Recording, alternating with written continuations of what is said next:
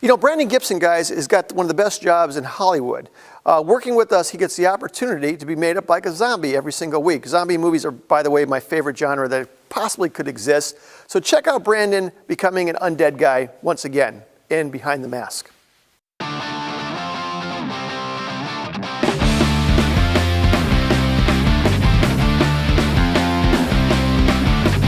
Hey everybody, Brandon Gibson. I'm smack in the middle right here of Mel Makeup and Effects Lab. This is where it all happens, and I'm here with two-time Emmy-nominated Mike Spatola. Mike, thanks for hanging out with us. Thanks for showing us around.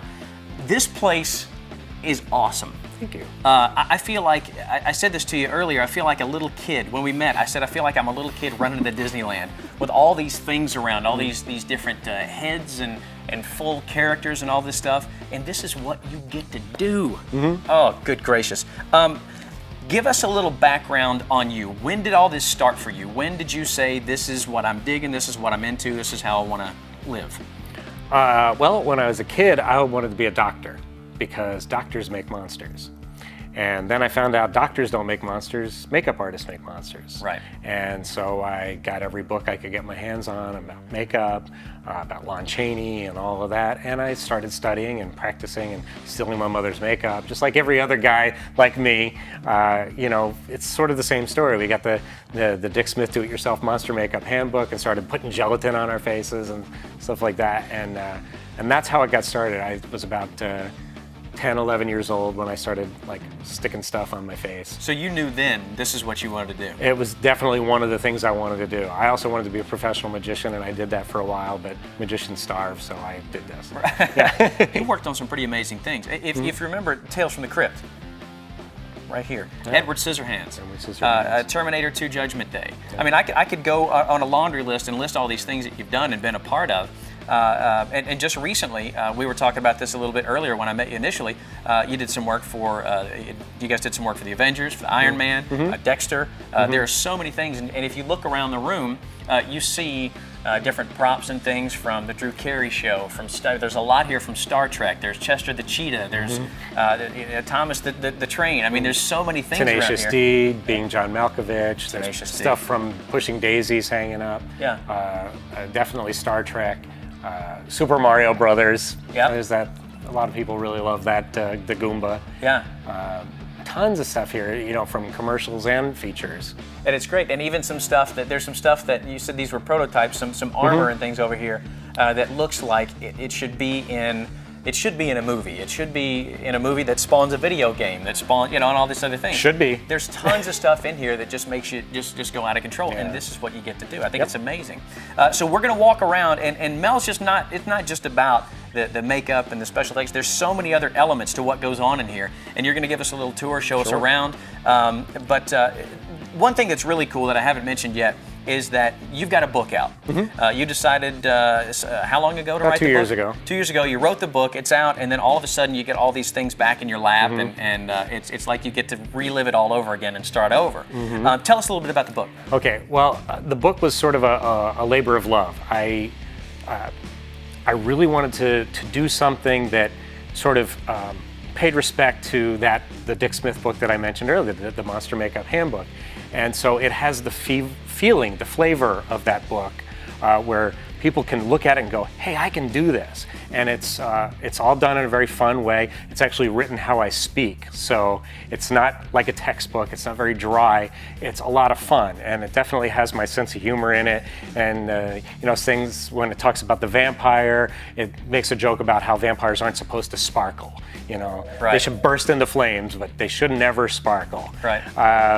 You know, things like that. And it goes from very simple paint and powder, just doing things with grease paint, to silicone appliances and prostate transfers and foam latex appliances, and gives everybody a real taste of how every one of these things is done, and with a feeling that they can do it. It's called the Monstrous Makeup Manual, Book 1. I did that for a reason. All right. And you can get it on my website, which is www.hauntingconsultant.com. Okay.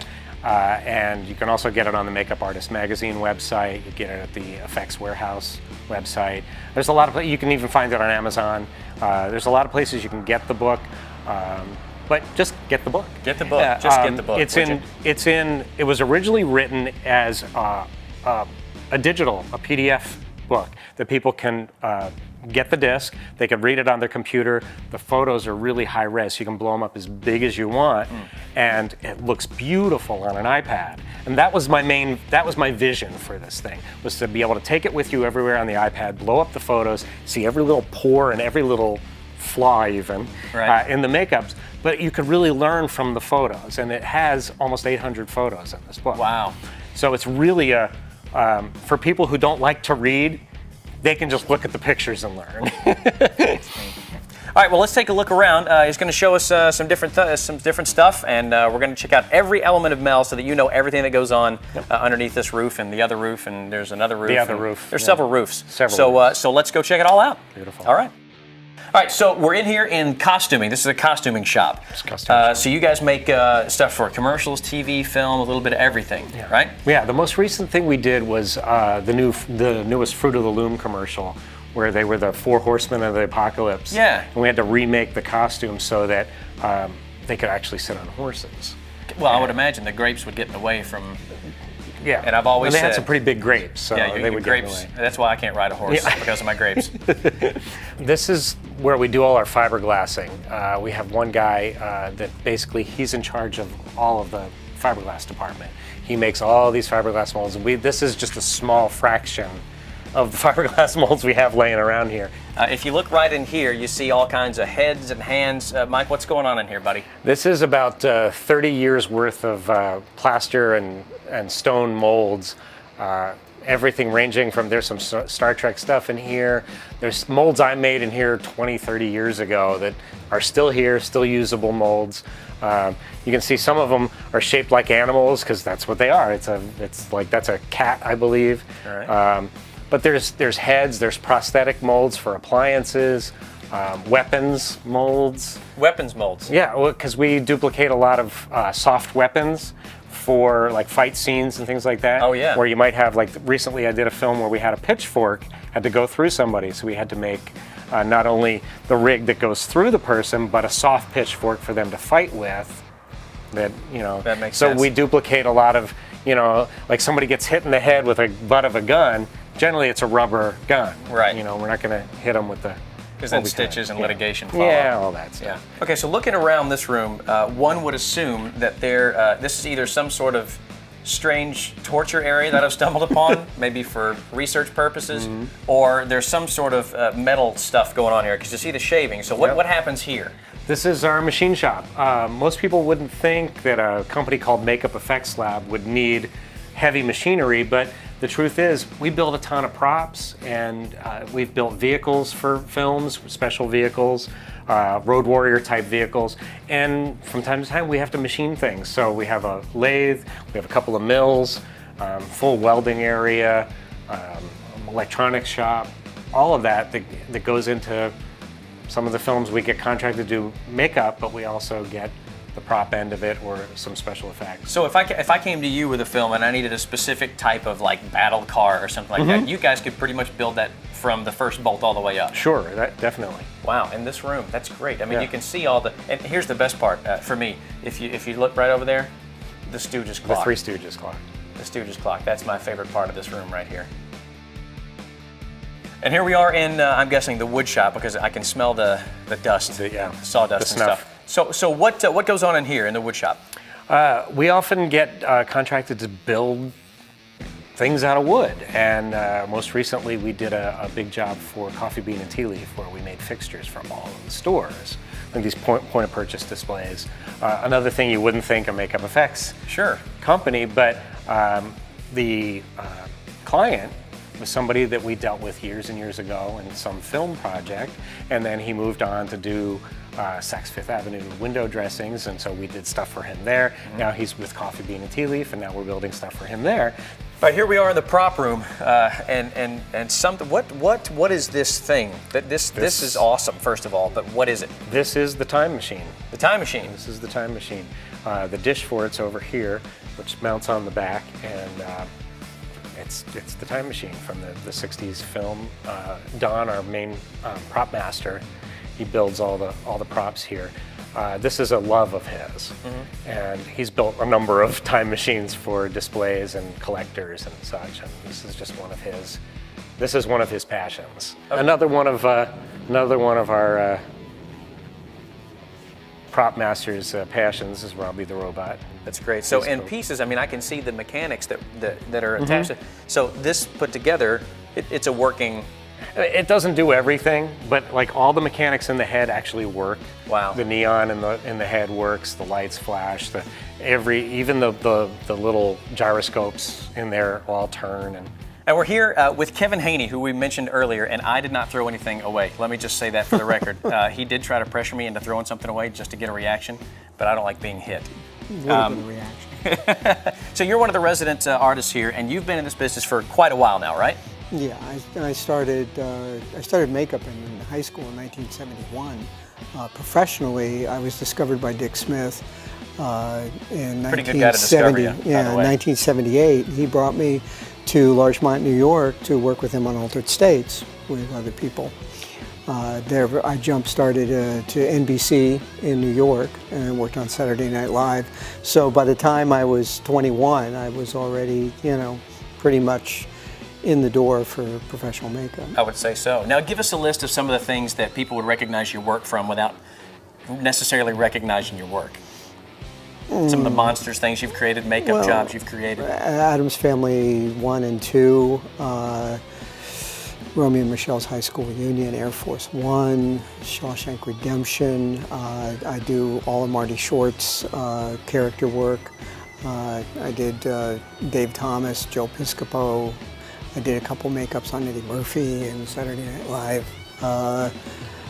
The amazing thing is this man actually, I'm standing next to a man that actually has an Academy Award. And how many Emmys do you have? I mean, it's a laundry list, right? I have to visualize the mantle because the Oscar's in the middle, and then there's, I believe there's 3 on either side, so it'd be 6. He has to stop and count all the awards. I actually have half a stroke when I try to draw a stick figure. I'm not getting any awards anytime soon. So Kevin, listen, thank you so much for spending a couple of minutes with us. Okay, now this room, I love this room because this is almost, it almost looks like a trophy room to me with all this stuff. Who is this lovely lady that has been, I think she's been groping me a little bit. Yeah, this is Jerry Ryan as 7 of 9 from Star Trek Voyager. And this is her as the Borg before they took out all of her implants and made her pretty. We did the costume for her. And this is scale, and this is her actual size. This is her. Actually, Jerry Ryan. Yes. Wow. Some of these other things I see apes' heads and aliens and the Jason mask. All these things, Klingons are in here. I mean, there's all kinds of stuff in here. So this is essentially kind of the trophy room, right? It is. It's our main entryway. It's the first thing that clients see when they come in the door. So we have some choice pieces out, some that are really recognizable and some that people go, gosh, I've seen this before, but I don't know what it's from.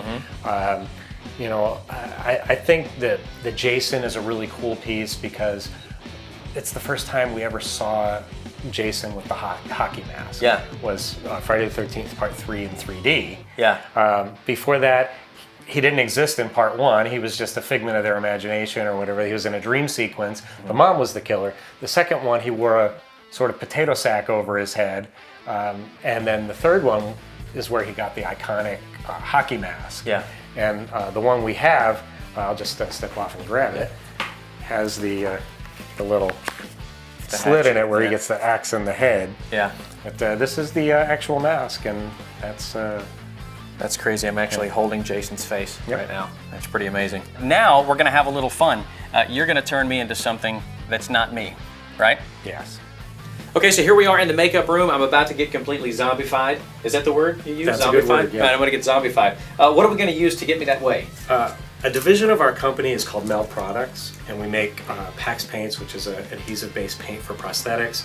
We make bald cap plastic, and we make these new encapsulated silicone appliances that we sell. And I'm going to actually use pieces from the Zombie Kit 1 and the Zombie Kit 2 to make you into a zombie. And so I have the pieces out here prepped, and we're going to use these on you decompose you. Okay. So if people want to get these, is this something available to the general public? They can get these kits? Yep, they can get these kits. Right now we're at, locally we're at Nigel's Beauty Supply, which is one of the more popular beauty supplies for the theatrical, for movies here in town. Nigel sells them, and eventually all the beauty supplies in the area will sell them as well. Okay, gotcha. Okay, well, I'm ready to do this. Let's decompose me.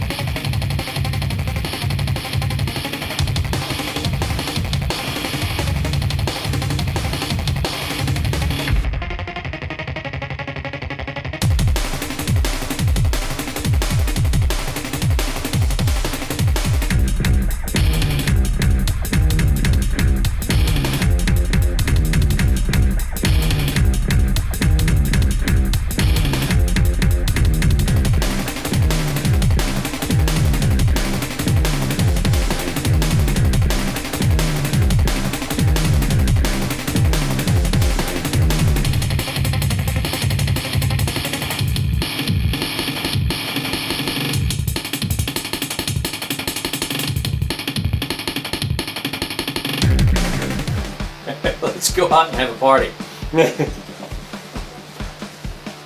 Oh, looks so good.